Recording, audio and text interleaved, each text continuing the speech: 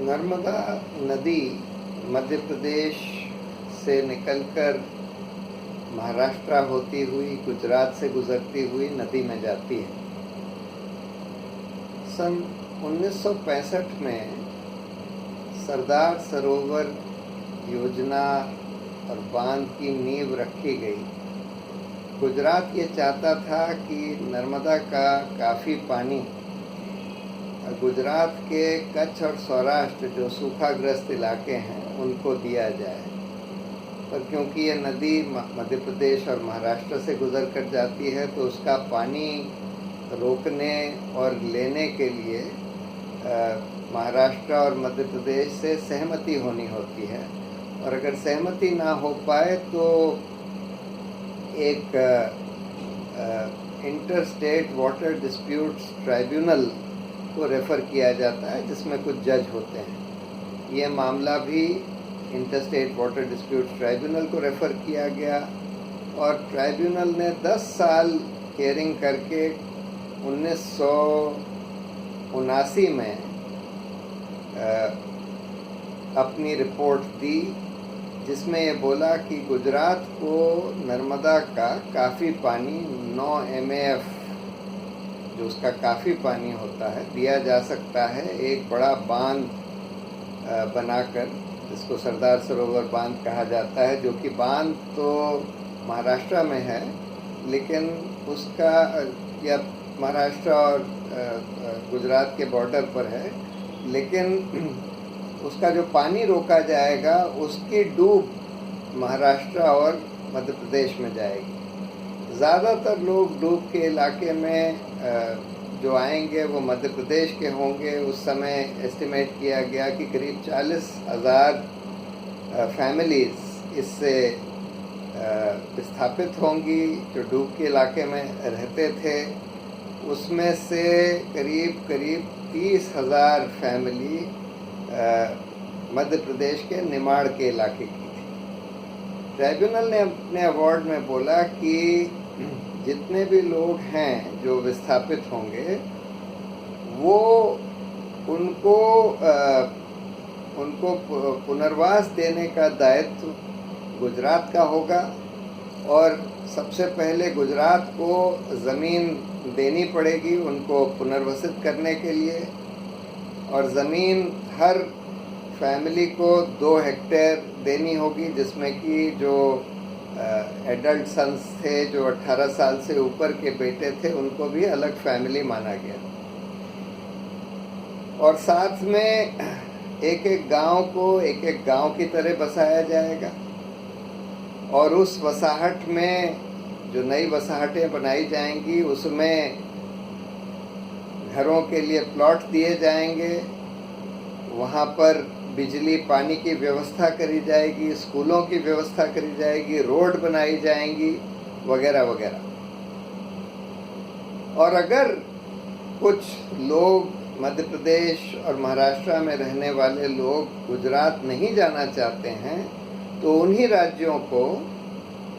उनको अपने राज्यों में बसाना होगा। ज़मीन की जगह ज़मीन देनी होगी, 2 हेक्टेयर ज़मीन एक फैमिली को कम से कम देनी होगी, और उसका खर्चा गुजरात उठाएगा। अवार्ड आ गया, बांध का काम शुरू हो गया, और 1990 में जब बांध का काम इतना बढ़ गया, 1993 में करीब, कि पहली डूब महाराष्ट्र में आने की बात हुई, तब मेधा पाटकर जो वहाँ पर कुछ सालों से काम कर रही थी, इसका अध्ययन कर रही थी, उन्होंने इसके खिलाफ एक नर्मदा बचाओ आंदोलन की एक संस्था स्थापित करी और इस बांध का बताया कि भाई इससे तो पर्यावरण का बहुत नुकसान होगा, कई हज़ार 10,000 हेक्टेयर जंगल डूबेंगे, बहुत सारे प्राचीन मंदिर और मॉन्यूमेंट्स हैं वो डूबेंगे, जो लोगों को विस्थापित किया जाएगा उनको पुनर्वास देना आसान काम नहीं है। और इसका जो खर्चा होगा इस पूरे बांध और पूरी परियोजना पर, क्योंकि उसके बाद सिर्फ बांध ही नहीं बनेगा, उसका पानी गुजरात खासकर कच्छ और सौराष्ट्र में ले जाने के लिए लंबी लंबी कनाल बनेंगी। जिन कनालों पर भी बहुत खर्चा होगा उससे भी लोग विस्थापित होंगे, क्योंकि उसके लिए भी बहुत ज़मीन का अधिग्रहण करना जरूरी होगा। तो उन्होंने ये देखा कि इसका खर्चा इसके फ़ायदों से बहुत ज़्यादा होगा और लोग तो विस्थापित होंगे ही, पर्यावरण भी बर्बाद होगा। तब उन्होंने इसके खिलाफ अपनी और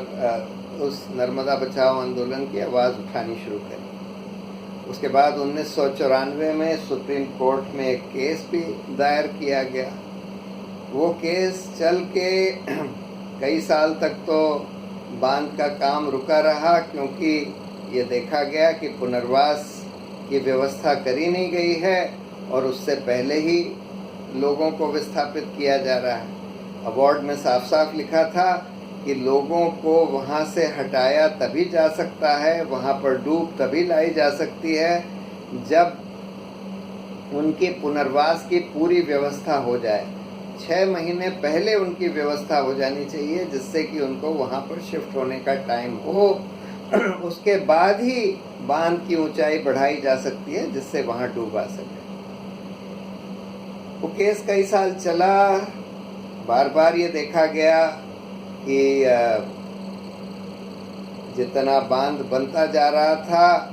उतने, और उसमें जितनी डूब आ रही थी, जितने लोग विस्थापित हो रहे थे, उनको पुनर्वसित करने के लिए कोई व्यवस्था करी नहीं गई थी या पूरी व्यवस्था करी नहीं गई थी। धीरे धीरे सुप्रीम कोर्ट के दबाव में गुजरात ने तो एक ग्रीवेंस रिड्रेसल अथॉरिटी बनाई, जिसके chairman PD Desai, justice PD Desai थे, और उन्होंने अपनी चाबुक चलाकर काफ़ी हद तक गुजरात में पुनर्वास की ठीक व्यवस्था करी। लेकिन मध्य प्रदेश, जहाँ पर ज़्यादा लोग डूबने वाले थे और जिसमें ज़्यादातर लोगों ने बोला कि वो अपने राज्य में ही रहना चाहते हैं, मध्य प्रदेश ने उनको ज़मीन देने की कोई व्यवस्था नहीं करी। दूसरी बात ये भी देखा गया कि मिनिस्ट्री ऑफ एनवायरनमेंट ने जो पर्यावरण के इम्पैक्ट के जो स्टडीज़ होने थे, ये पे पर्यावरण के ऊपर क्या असर होगा, क्या गड़बड़ होगा उससे, उसके कोई स्टडीज़ नहीं करे। तो ये सब देखने के बाद सुप्रीम कोर्ट ने यह आदेश दिया। पहला फैसला तो यह एक आया जिसमें उन्होंने ये बोला, एक जज ने ये बोला कि भाई जब तक ये पूरी स्टडीज़ ना हो जाएं, जिसको एनवायरनमेंटल इम्पैक्ट असेसमेंट स्टडीज़ कहते हैं, तब तक बांध का काम आगे नहीं बढ़ाया जा सकता। लेकिन 2 जजों ने बोला कि नहीं, स्टडीज़ होती रहेंगी, बांध का काम तो आगे बढ़ सकता है। हाँ, उन्होंने भी ये बोला, लेकिन उसकी कंडीशन ये है कि लोगों का पुनर्वास पहले हो जाना चाहिए। पुनर्वास होने के बाद ही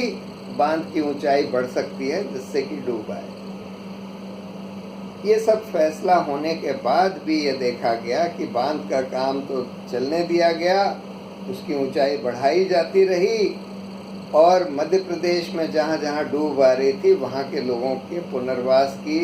कोई व्यवस्था नहीं करी जा रही थी। उनको ज़मीन के लिए ज़मीन देने की कोई व्यवस्था नहीं।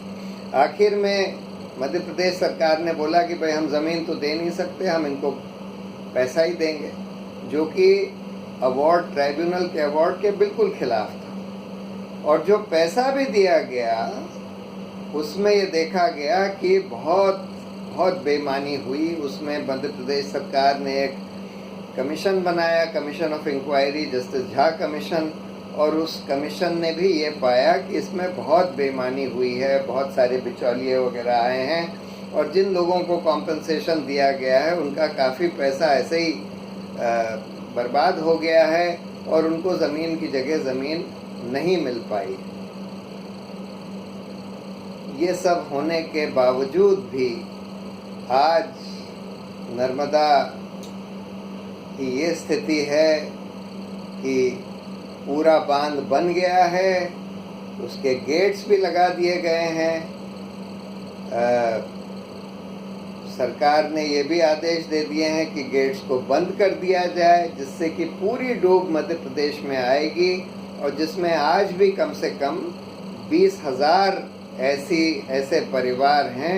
जिनका पुनर्वास अभी तक नहीं हुआ है और जिनके लिए पुनर्वास के स्थल भी नहीं मध्य प्रदेश ने बनाए। लेकिन फिर भी ये सब होने दिया जा रहा है। दुर्भाग्य की बात यह है कि सुप्रीम कोर्ट ने भी इस पर रोक नहीं लगाई। उसी के लिए मेधा पाटकर उपवास पर बैठी थी, जिनको कल जबरदस्ती मध्य प्रदेश सरकार ने वहां से उठा लिया और अस्पताल में भर्ती कर दिया। मेधा पाटकर और कुछ और लोग वहां उपवास पर बैठे थे। सवाल ये है कि 50 साल से ज़्यादा हो गए इस बांध को शुरू हुए। इस 50 साल में करीब करीब 1 लाख करोड़ गुजरात सरकार के इस परियोजना पर खर्च किए जा चुके हैं। जब परियोजना बनाई गई थी तो गुजरात ने यह दावा किया था कि इसका पानी कच्छ और सौराष्ट्र में ले जाया जाएगा और 18 लाख हेक्टेयर भूमि की सिंचाई इस पानी से और इस कनाल से होगी। आज हकीकत ये है कि 18 लाख तो छोड़िए, 2 लाख हेक्टेयर, कुल 2 लाख हेक्टेयर की सिंचाई इस परियोजना से हो रही है और वो भी कच्छ और सौराष्ट्र में नहीं हो रही, जिसके आधार पर इसका जस्टिफिकेशन दिया गया। उसका पानी जो है ज़्यादातर water parks, golf courses, industries और रेजिडेंशियल कॉलोनीज को दिया जा रहा है और सिंचाई के लिए बहुत कम इस्तेमाल हो रहा है। 1 लाख करोड़ का मतलब यह है कि पिछले 50 साल में गुजरात का पूरा सिंचाई का बजट करीब करीब इस एक परियोजना में लगाया गया है। बार बार एक के बाद एक, पहले कांग्रेस और उसके बाद भाजपा सरकारों ने यह दावा किया कि ये गुजरात की लाइफलाइन है, इसके बगैर गुजरात खत्म हो जाएगा। लेकिन आज हकीकत यह है कि 50 साल से करीब करीब सारा सिंचाई का पैसा इस एक योजना ने खींच लिया गुजरात का, और आज उससे सिर्फ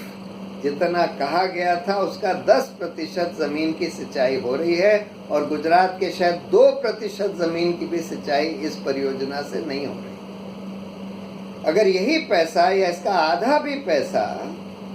गुजरात के गांवों को बारिश का पानी का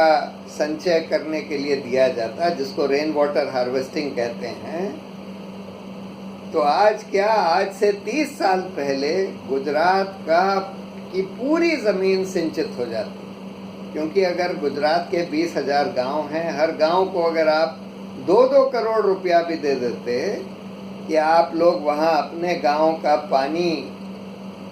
को रोकने, जो बारिश होती है उसको रोकने के लिए, और वहाँ से उस गांव की जो खेत हैं उनमें सिंचाई करने के लिए अगर आप कर लें, तो हर गांव में पूरी ज़मीन आज सिंचित हो जाती है। तो गुजरात का लाइफलाइन नहीं,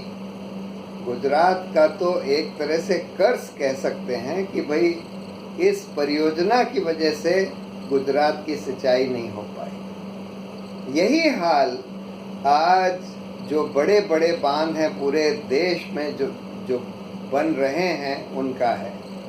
कि बनने में 30, 40, 50, 60 साल लगते हैं। खूब पैसा खर्च होता है जो बड़े बड़े कॉन्ट्रैक्टर्स को दिया जाता है, बांध बनाने के कॉन्ट्रैक्टर्स और कनाल बनाने के कॉन्ट्रैक्टर्स, उन लोगों को दिया जाता है। उस खर्चे पर सिंचाई बहुत कम होती है, पर हेक्टेयर उसका जो खर्चा आता है वो रेन वाटर हार्वेस्टिंग से कम 10 गुना होता है। रेन वाटर हार्वेस्टिंग का अगर खर्चा मान लीजिए 50,000 रुपये हेक्टेयर होता है, तो सरदार सरोवर का तो 2 लाख हेक्टेयर के लिए अगर आपने 1 लाख करोड़ लगा दिया तो 50 लाख रुपए पर हेक्टेयर आपने खर्च कर दिया। तो इस देश के लिए अब ये सोचने का समय आ गया है कि क्या हम इस तरह के बड़े बड़े बांध बनाकर, जिससे कि पर्यावरण भी ध्वस्त होता है, बहुत लोग विस्थापित भी होते हैं, जिस पे खर्चा भी बहुत होता है, समय भी बहुत लगता है, क्या हम इस देश का पैसा इस तरह की स्कीम पर लगाते रहेंगे जिससे कि बड़े बड़े कॉन्ट्रैक्टर्स को फ़ायदा होता रहे और पानी का कंट्रोल पूरा सरकार के पास रहता है, जिससे कि वो तय करते हैं कि भाई इसका पानी किसी इंडस्ट्री को दिया जाए, किसी गोल्फ कोर्स को दिया जाए, किसी वाटर पार्क को दिया जाए, या फिर खेती के लिए दिया जाए, या फिर रिहायशी इलाकों में दिया जाए, या फिर पानी का संचय ऐसा होना चाहिए कि भाई हर गांव के पास अपना ही जो बारिश का पानी है उसको इकट्ठा करने का और उसको यूज़ करने का की पूरी स्वायत्तता। तो ये बहुत बड़ा सवाल आज हमारे देश में खड़ा हुआ है, जिसका काफ़ी श्रेय, इस सवाल को सामने लाने का बहुत बड़ा श्रेय नर्मदा बचाओ आंदोलन और मेधा पाटकर को जाता है।